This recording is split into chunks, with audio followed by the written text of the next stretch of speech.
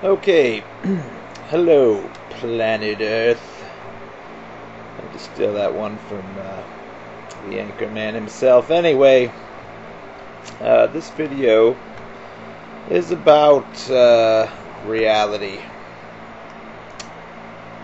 And I guess it's just in response to, they always tell kids you can do anything you want if you try. Well, if you try, you can do a lot of things. Certainly, you can do a lot of things, at least within the realm of what is physically possible for humans to do. But the truth of the matter is, depending on your circumstances, depending on the kind of person you are, there's a good chance that you won't do it. I mean, there's a chance that you will. I'm not trying to say, I'm not trying to crush anyone's dream here. I'm not trying to be a total downer. But the truth of the matter is, some people are better suited to do things than other people right off the bat, for whatever reason. A multitude of reasons. A good example of this is Shaq. Shaq can't shoot free throws. You know how many years Shaq has been trying to improve his free throw? Shaquille O'Neal. You know how many years he's been trying to improve his free throw percentage? And you know how many free throws Shaq has taken throughout his career? Tons! Tons upon tons upon tons he's taken. He's seen specialists. He obviously gets plenty of practice. He says he practices on his own, but his percentage remains consistently around the 50% mark. So, for whatever reason, Shaq will never be a great free throw shooter. Maybe he hasn't seen the right people, maybe he never practiced the right technique, maybe he pretends to care about it more than he actually does. But I think this just illustrates a point in that, there's a good chance that even if you set your mind to something, you may not be able to get there. It just may be, it's not maybe that it's impossible, but that it's a matter of circumstances, or that you just don't have, if you're ugly, you probably shouldn't aspire to be a starring actress or actor, or, I mean, you can, there's Danny DeVito out there. He's not an ugly man, but, he's not attractive particularly. But this is the exception more often than the rule.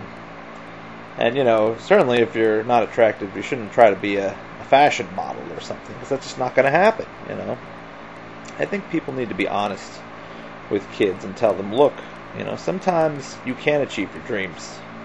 Sometimes you have to work with what you have. You have to accept reality. And, I wish someone had told me that when I was, people did tell me that. People tried to tell me that when I was an aspiring musician. I thought what I had was great. I thought I had the ability to be a great player. I thought I had original music that was totally different than what was out there, and that I had the intelligence, I had the ability. There was nothing that was going to prevent me from achieving what I wanted. And that's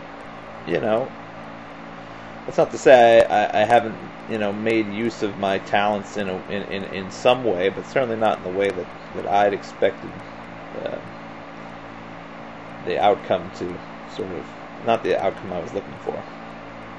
And a lot of times that's what's going to happen. You'll try and you'll try and you'll try, and you'll come to the realization that you're just not as naturally suited to it as another person for whatever reason. I'm watching Dr. John videos lately, and this guy is a master, and that kind of ability I don't think is achievable by most people. Like I could spend years learning New Orleans blues riffs, years and years and years. I don't think there's any way I'll ever have the coordination or the quick thinking skills, or just the knack for putting solos together in the way he does. I'll never play like him. I'll never play like Oscar Peterson, another great piano player, because they just had a gift. No one showed them how to do it. They just had something inside of them that made them what they are. And I think that's more important, rather than saying, oh, well, you can achieve anything you want. I think the important thing is to look inside you and see what you do that is something that you can turn to something you will be proud of in the long run. don't just fixate on one idea and say this is what I have to be.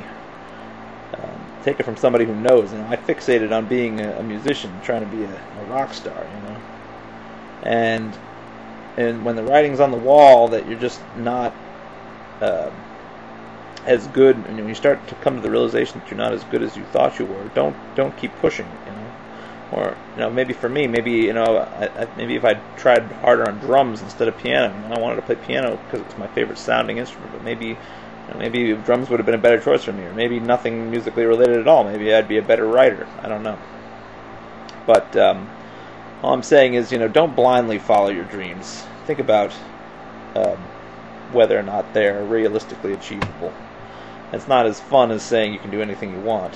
It's not as easy to say, because it's a cold dose of reality. But that is the truth. Work with what you have. And the other part of this video, I just want to sort of stay in that vein and say, it's this sort of dealing with reality that kind of makes me question the infallibility of God, if there is a God. Because I was reading this news story the other day. This guy got a hot air balloon ride for his father,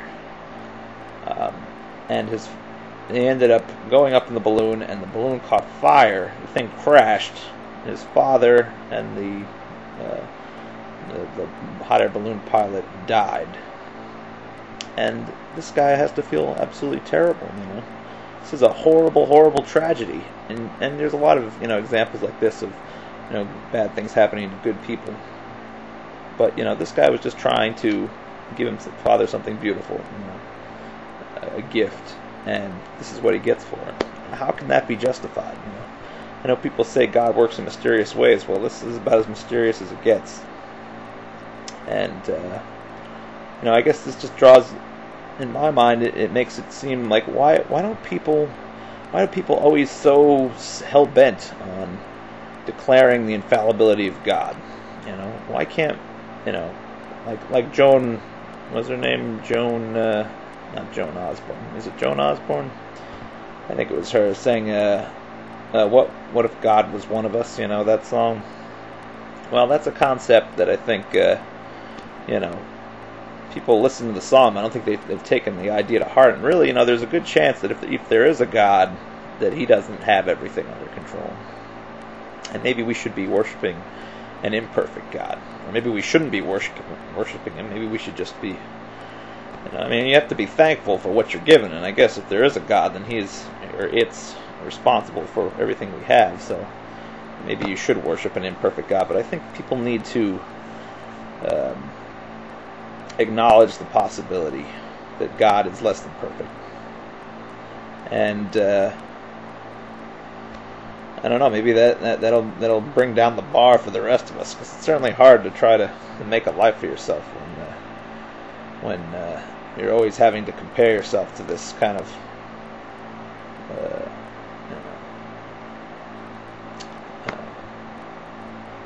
this impressive figure of perfection, like Jesus Christ or God.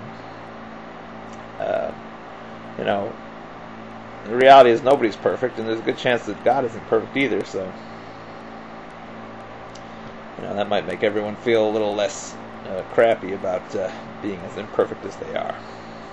Anyway, that's pretty much it. I don't have a more clean way of ending this. Enjoy.